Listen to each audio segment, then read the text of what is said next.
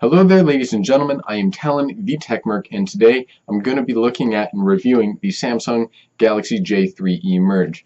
Now, budget smartphones have been a thing basically since the beginning of smartphones. They're usually all the same, a really crap camera, bad screen quality, bad build quality, basically just bad. But this guy's $100. My expectations going into this review are not high, but I've been using this phone for the last several months, and we're going to look at it pretty objectively and seeing how it compares to other smartphones.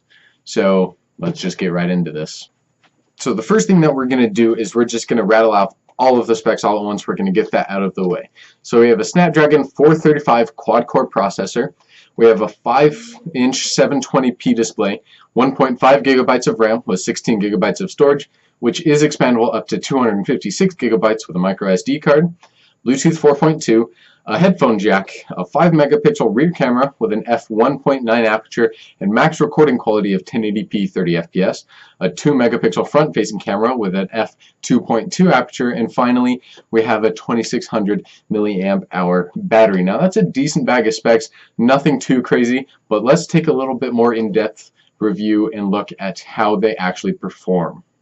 Now, the performance of the J3 Emerge is nothing to write home about. Overall, it's not bad. However, the processor is a little older, and it does only have 1.5 gigabytes of RAM, which makes multitasking more difficult and more stresses the importance of closing your applications when you're done with them so you don't slow down your phone. Or, I've even noticed lag just running even medium intensity applications, so that's something to keep in mind. It doesn't crush everything, but it doesn't fall too behind in this category either. Overall, the performance is as expected, nothing great, but very, very usable and not the worst. So again, keep in mind that this is only $100, so for that price point, pretty decent performance here. Next, we're going to be taking a look at the build quality. So right after receiving this phone, the first thing that I noticed is that it has a removable plastic backplate here. So under this backplate is where we will find our removable battery as well as our SD and SIM slots. I would have liked to see these slots somewhere else so that you wouldn't have to remove the battery, thus shutting off your phone every time you wanted access to them. Now after we put the backplate back on, we get a nice look at our camera. It's sliding inside this weird stripe thingy. Personally not a fan, it makes it look very cheap and budget. I would have preferred to see more of a matte and basic look here on the back.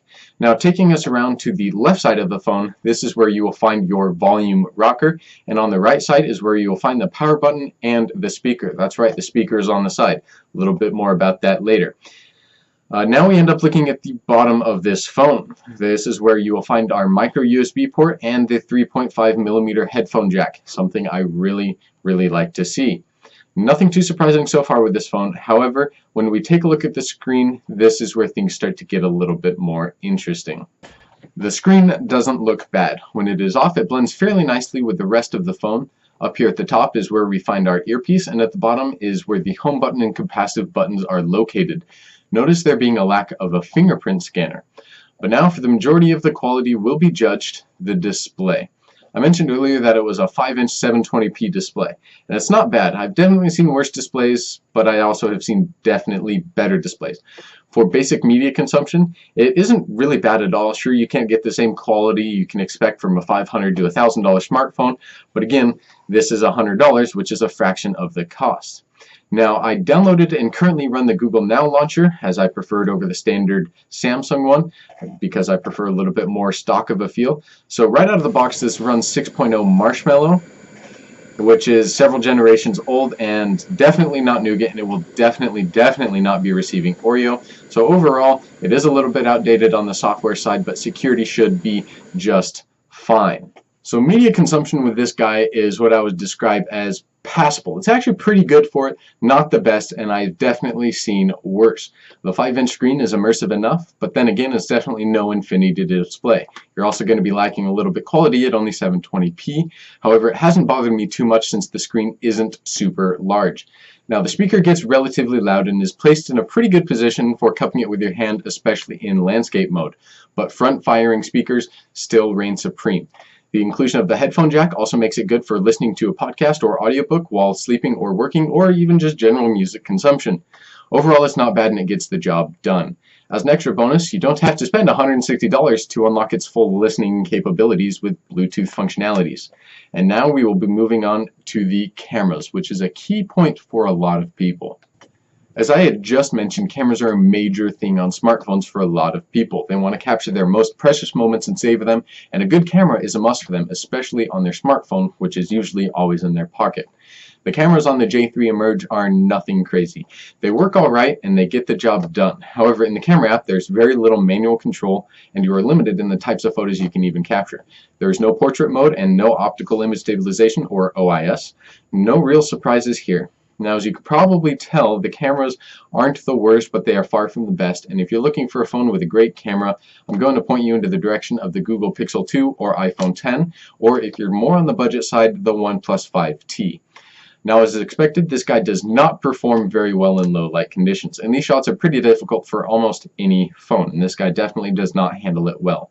The video is also nothing to write home about. There's no optical image stabilization or any software stabilization, so if you're moving much, your capabilities of getting a good shot are pretty bad, especially with this phone. However, for $100, the video and photo capabilities of this phone are not bad. And as many creators have said before, it's not about the quality of your video, it's more about the story and what you're actually capturing with what you're doing with your phone. So having something convenient, even if it is a bad camera, is better than having nothing at all, especially with 1080p 30 FPS capabilities, which, might I remind you, is a higher resolution than you can even properly view on this phone. So overall, the cameras are not great, but they work. So I'm going to kind of start wrapping things up here with a couple of miscellaneous things that I noticed with this phone. The top earpiece is made of metal, which is very sturdy and nice to see. I've seen a lot of other phones lose their top earpiece or the cover that goes in it because it's not secured properly. Will never happen with this phone. The movable back also doesn't quite fit flush on the back, so it's something you can definitely feel when using the phone in day-to-day use. Not a fan, but whatever. It's not too big of a deal for me, but still, it's really annoying to feel that little bit of a ridge and bump on the phone.